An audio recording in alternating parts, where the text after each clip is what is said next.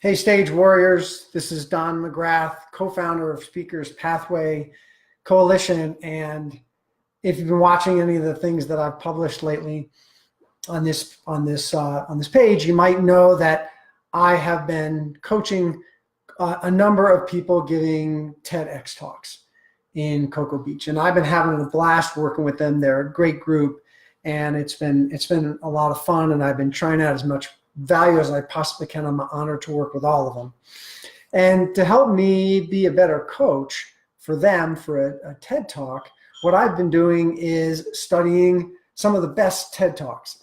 And one of the things that I do when I watch speakers is, it's hard for me not to do this, is I watch speakers not so much for what they're talking about, but for how they deliver things. I'm absolutely fascinated by the language, by body language, by use of a stage, use of visuals, inflections, all of these things that I've just been a student of for years and years and years. So I really love it. Whenever I'm watching someone on stage live, I can't help myself but take pages and pages of notes. So I've really been having fun doing this with some of the top TED Talks of all time. And so one that I did recently was Simon Sinek's his talk about best leaders lead with why. And so I obviously I can't, because TED is very protective of their material. I can't show you that video, but I did put a link so you can go to TED.com YouTube channel and watch Simon's talk and see what you think.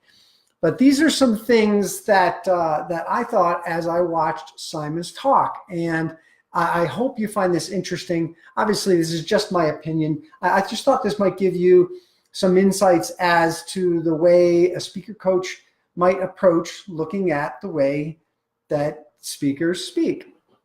So I just thought, I watched this talk and I took tons of notes. I took, I think, 4 pages of notes on Simon's talk. So what I thought might be fun and instructive is I'm just going to walk through my notes and kind of share with you the things that came to me, the things that I thought were really, really brilliant, the things that maybe Simon, could have maybe done a little bit better to be more effective. And this interesting thing about Simon is that his talk was actually a TEDx talk. So the one that you'll see and the one that I'm talking about is a TEDx talk. So it was a small, relatively small local event. It wasn't the big conference, big TED conference.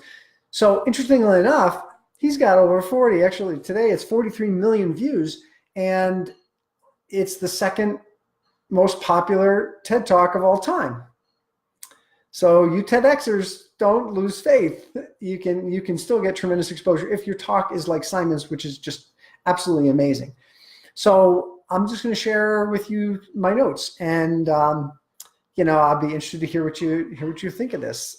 So Simon's talk, how great leaders lead with why. And so, one thing that's interesting about this Simon's talk is he used a flip chart. You see very, very few TED Talks where people use exclusively a flip chart or use a flip chart at all. You'll see some others where people don't use any kind of visual aids, and Simon chose to use a flip chart, and he used it very, very effectively. So that was kind of interesting about Simon's talk, is he used a flip chart, and I think he only used 2 or 3 pages. Watch the video and you tell me whether he used 2 or 3 pages. So he started his talk off with asking, can you explain why some things work and some things don't? Some things work for some people and some things don't work for other people. And, I thought this opening, once I watched the whole talk and I went back, I thought there was even an opportunity for Simon to maybe make this a little bit stronger, because honestly, I didn't get it until he went a little further. He then goes to talk about 3 examples, 3 stories. And he sets up for all the future stories he's going to tell with 3 examples. And these examples, I assume, were very strategically chosen. They are why Apple is so innovative, when they're just a computer company, why Martin Luther King was able to accomplish what he accomplished when he wasn't the best orator and he wasn't the only person out there doing similar kinds of things. And then why the Wright brothers were the first ones to get to flight. And here's the thing that's brilliant about these examples. Okay, so think about the audience. So what Simon's done, and I assume it's very strategic. So Apple appeals to all the technical people, probably the younger people, or maybe people who are a little more vintage, like myself and my buddy Jim, who's joined. But so by using Apple, he's borrowing some credibility by Apple because a lot of people love Apple. Okay, so automatically he has a huge audience who can resonate with that story. The very technical people, the younger people, the early adopters, the people who would really be interested in a lot of what he says. Okay, and then Martin Luther King. So that appeals to the people who are more movement oriented, who are like, I don't care what technology there is, but I really care about our society, and I care deeply about the people in our society. So by using that example, he's appealing to them. And then the Wright brothers, well, that appeals to the scientific, maybe people like me. So maybe a little bit older, but who like history.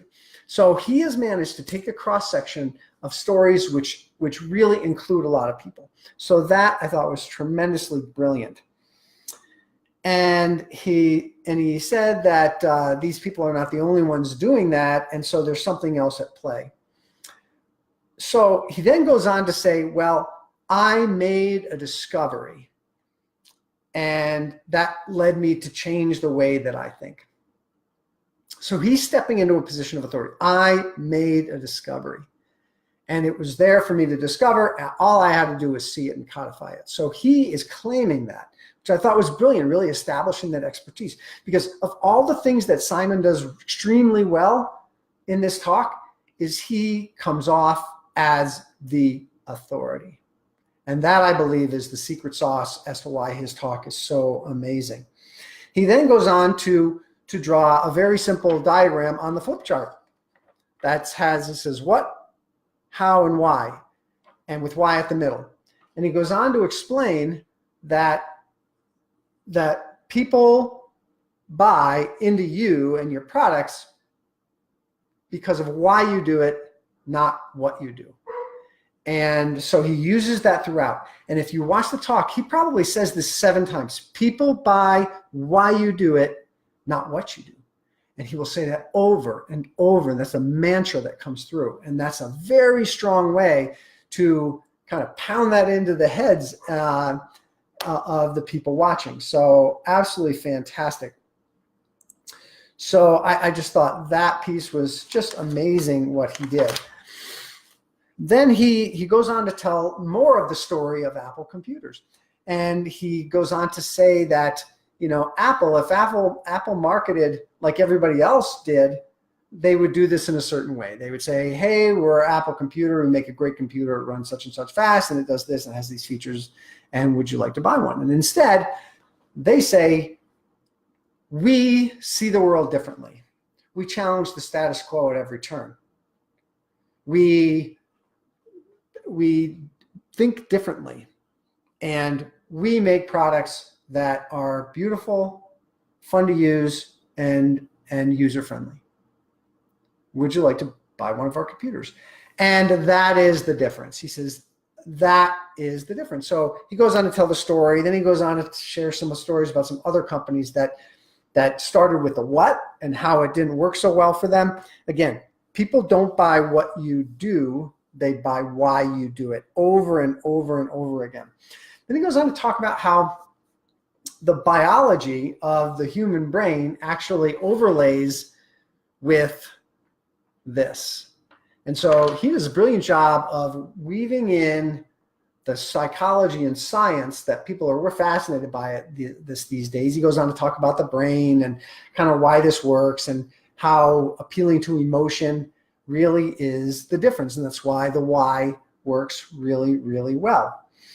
He then goes on to tell the story of the Wright brothers and how there was Samuel Langley was in competition with the Wright brothers. And he was very highly funded. He was in the media. He had hired the best minds, the best scientists.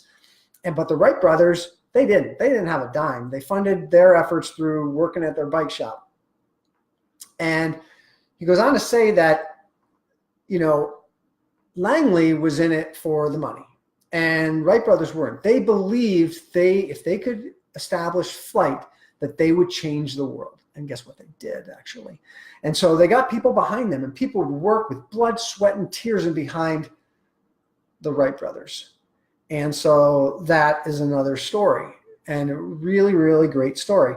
He then goes on to talk about the tipping point theory, uses some things that I've seen before in other books and such. And honestly, if you watch the video, he drew it so fast, and I don't think he did that drawing that diagram justice. He kind of started losing me, but because I had read the other book, then I kind of got it. But you'll notice that I don't know, that wasn't for me a great use of that visual aid. And one other thing that happens in Simon's talk is that his microphone throughout the whole first part of the talk is like buzzing, and the sound quality is not that good. And about 2/3 of the way through, somebody hands him a new mic, and it's a wired mic, and the sound gets better. So this is the second most popular TED Talk of all time, and it has poor audio. Does that say how brilliant his message is? I believe it does. He then goes on to talk about TiVo and how that was a failure economically, but maybe one of the best products ever made. Again, demonstrating the point that they didn't have a strong why. And he actually does a fantastic job of saying, how if they had taken a similar approach as Apple, that they might have actually had a much more tremendous commercial success with that product. Because we use TiVo. Right? We use TiVo as a verb. I'm going to TiVo something, even though it might not be in a TiVo, but on a DVR. So they had tremendous acceptance. It just, not many people bought it. And then he goes on to talk about Martin Luther King and how 250,000 people showed up for one of his big speeches. There were no invitations. There was no Evite at the time. Right, there was no online registration, but 250,000 people showed up for that talk. The reason being that and there was other orators who were just as good, but really it's because I love this quote. He says, Martin Luther King said, "I have a dream, not I have a plan." So, I think he really taps into people who are the dreamers, those people who are movement oriented. And they said, he makes the point that 0 of the people showed up for Martin Luther King. They showed up for themselves because they wanted to be associated with that feeling. They wanted to be associated with that why. They were aligned with that why. So, leaders are those who inspire is kind of how he ends everything. His call to action is to lead with our why, and in the things that we do to lead with our why. So, and I thought his call to action maybe wasn't the strongest, and so when I look back at what I think he really, really unbelievable, and the reason I think his talk is so powerful is that his message was really inspiring. That we all have our whys, and we all align to certain whys. And so we could all connect to that. Also, he is a genius at the skill of being commanding. Watch the video. He's got charisma. He leans forward. He established himself as an unbelievable expert, and he really draws you into that story. He talks extremely fast. And I think that is another part of his getting command. So I I actually look at a bunch of different things when I look at these talks. I've come up with a number of different points and where I think his talk is really, really strong. So I'm just going to run through these things, and again, these are just my opinion. So on the opening, I would give him a 3 out of 5. It was good. He got through it quickly. He kind of lost me a little bit, but he recovered pretty quickly. Got right to the problem. I give him 5 out of 5. He states the problem very, very clearly. Stories, I give him a 5. His stories were fantastic. They were aligned. They were perfectly chosen, strategically chosen to get a great audience. The call to action, I would give him a 3.